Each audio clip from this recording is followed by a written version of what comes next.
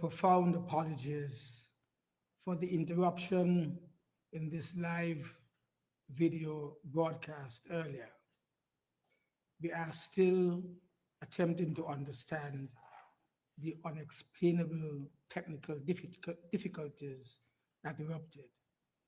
Nevertheless, I wish to address you as I was doing earlier. The next gen SKN Labour Party is very pleased that the outgoing Timothy Harris and his coalition regime have finally decided to follow the constitutional mandate and has announced the dissolution of our National Assembly of St Kitts and Nevis. I find it absolutely disgraceful, despicable, and downright disrespectful that Dr. Harris would make his broadcast at 7 p.m. on Wednesday evening, more than 24 hours after he claimed that the dissolution became effective.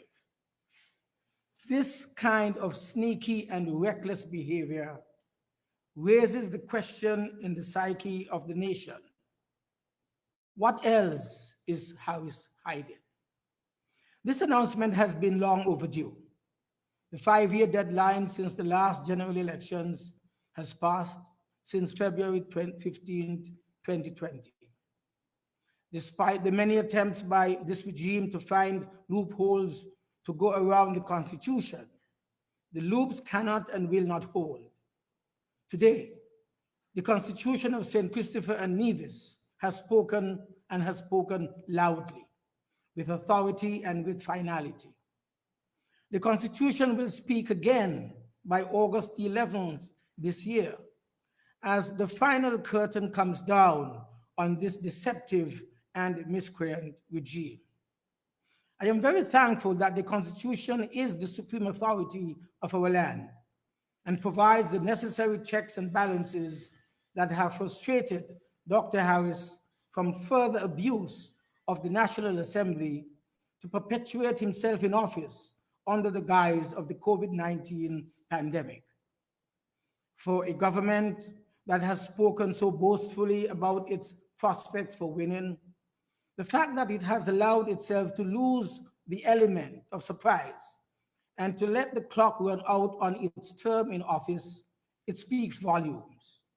The writing is in fact on the wall, and Harris and his government are mortally afraid of going back to the people because they know, just as we know, that they will lose. Today, the Constitution has spoken. The rule of law has prevailed here in St. Kitts and Nevis, and for this we are proud. Come that bright election day morning, the will of the people shall prevail in this our blessed country, our blessed land. The last 5 years have not been easy for our people. Rampant corruption, nepotism, and victimization have left many languishing on the margins of the national prosperity agenda. The Harris-led administration has had one focus and one focus only, which is to abuse the power afforded to them by the state to enrich themselves and their families, strip away at our systems of transparency and accountability, and to secure for themselves an unfair political advantage by suppressing opposition voices. Scandal after international scandal has diminished the esteemed office of the Prime Minister and tainted the image of our country regionally and internationally. The Harris administration has had all the time in the world, all the money that was needed to implement progressive policies and projects that would stimulate growth in our economy, enhance the well-being of our people, and improve the quality of life of every man, woman, and child. But instead, they have squandered all opportunities at every turn. All across our federation, there is a palpable sense that we are a nation in decline and we are moving in the wrong direction. Now, when the nation is facing one of the worst public health crises the world has seen in over a century, this neglectful, this incompetent, this uncaring government continues to fail our people. The public health response has been erratic and haphazard, with no commitment to mass testing that would effectively contain the spread of the COVID-19 coronavirus. Yet the pandemic has been used as a cover to justify what is really the political decision to impose a long 6-month state of emergency in order to limit the freedom of movement of our people and grant the security forces broad and sweeping powers of discretion and arrest, far beyond what is necessary to successfully cope with its public health impacts. To restrict those freedoms at the most important time for such in a democracy is a despotic act.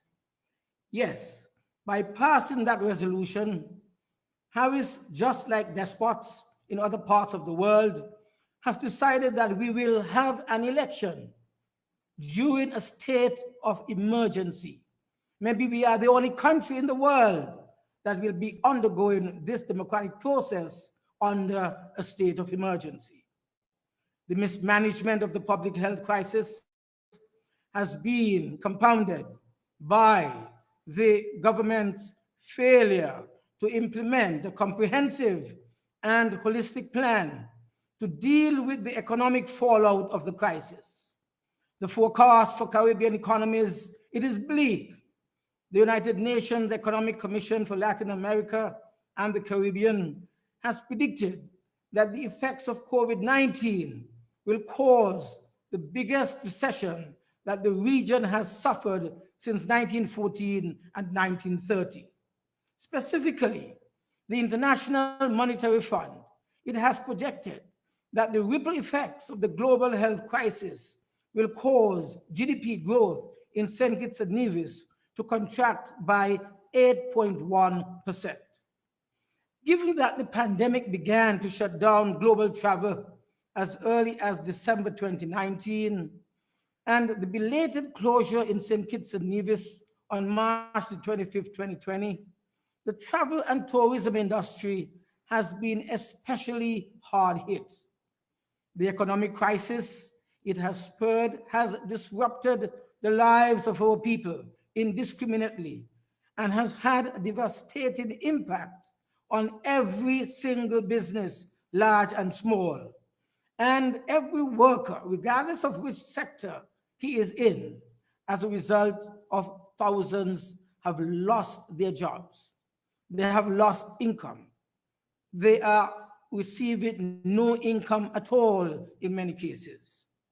Countless others have been thrown into the breadline as a result of an inadequate government stimulus plan that has yet to put $1 into the hands of the people who need it the most. Our elderly, yes, our elderly, and our pensioners, the working poor, and those who struggle to make a daily living in the informal economy have been left to drown with no social net to save them. The COVID-19 pandemic has exposed the many fault lines that could severely and permanently compromise or cripple the sustainable development of our country if swift action is not taken immediately. Loss of jobs and slow economic activity could push more people deeper into poverty. Our healthcare system, which was already under unimaginable strain, may not be able to support the general health and wellness of the population if a second wave of COVID-19 cases were to arise. And so while all schools have closed and lessons have moved online, inequities and inequalities in education will be exacerbated due to unequal digital access and access to laptops and computers by teachers and students alike, a result facilitated by the government's suspension, unwise suspension of the one-to-one laptop program. Just as it has exposed the fault lines in our sustainable development, the COVID-19 has also exposed the considerable weaknesses and ineptitude of the Harris-led coalition administration.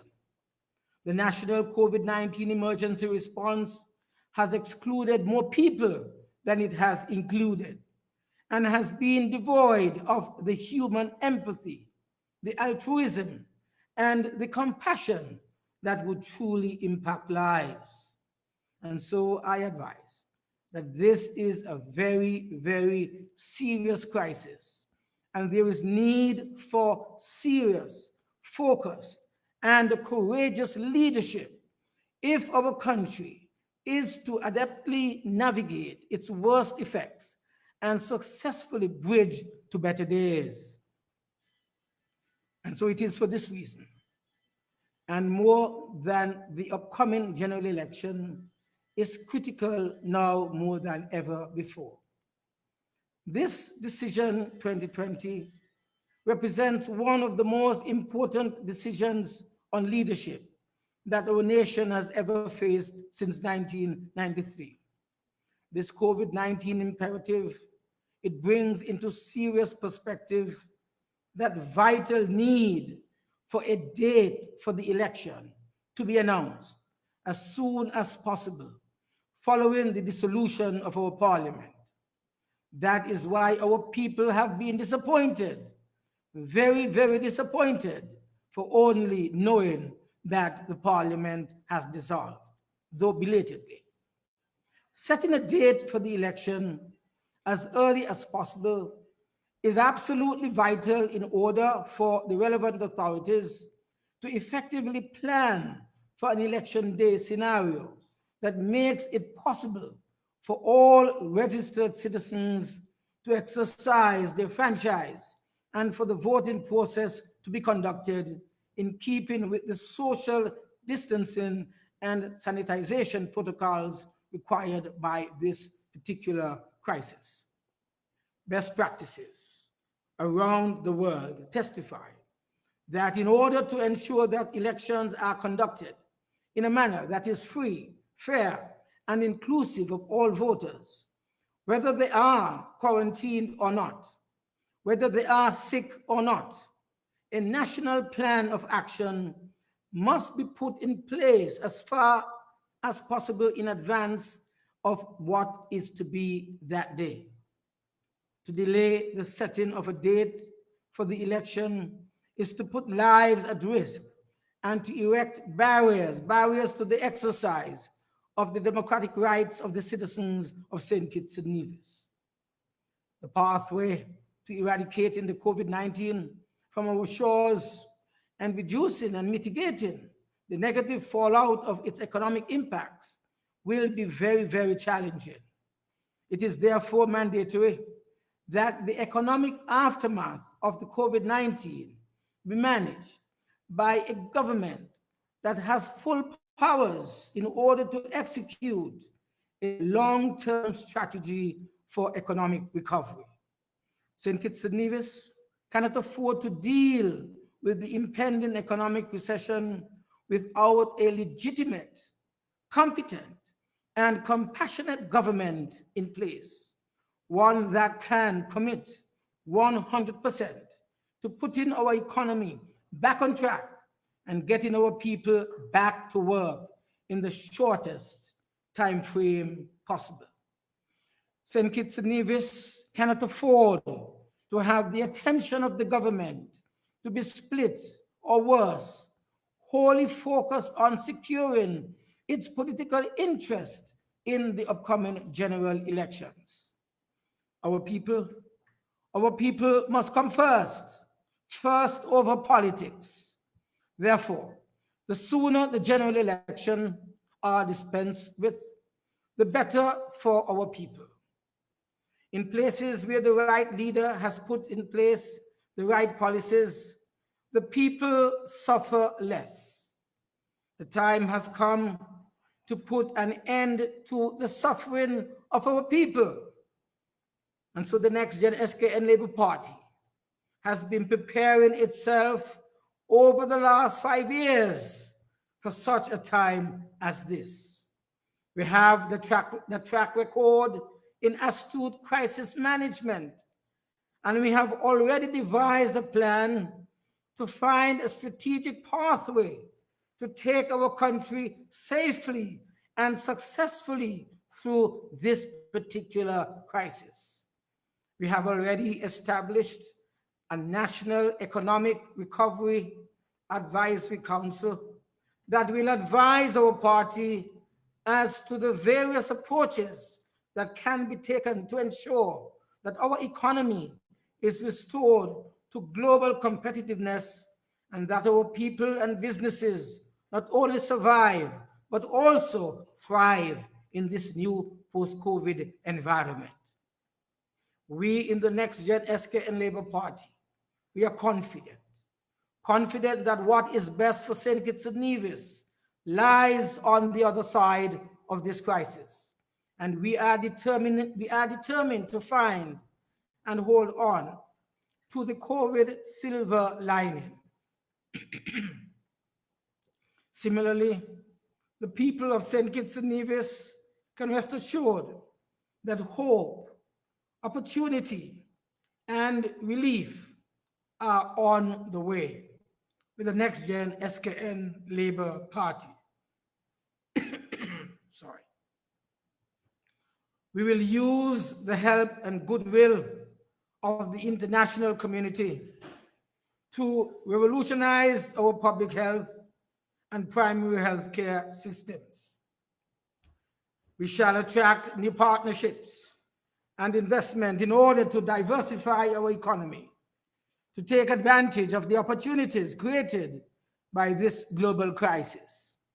We shall achieve a better normal for our workers that is flexible, fair, and future-ready. We shall build multidimensional resilience in our people by empowering them to create intergenerational wealth. We shall provide competent, creative, innovative, inclusive, and accountable leadership that will restore St. Kitts and Nevis to its pride of place as a regional leader and success story. We shall make St. Kitts #1 again. As the general election approaches, I want to remind our people that the fate of our country literally it lies at your index fingertip. Do not give up your power and use your power wisely. I know that our people are excited about the future with a new government. They are anxious to exercise their voting rights. They can't wait. They are ready, they say. They are dead set on choosing the right leadership and the right team with the best hands-on experience to manage this public health crisis and lead them with proven success through the tough economic times that lie ahead. And so I say to you, vote Labour. Vote Labour if you want to make St. Kitts and Nevis first again. Vote Labour. Vote Labour if you want to harvest your dreams and secure a prosperous future for yourselves, your families, and future generations. As I speak, I know that the national mood for wind of change is unstoppable. And so I say finally, I thank you. I thank you. I look forward to working with you again in government. God bless you. Thank you.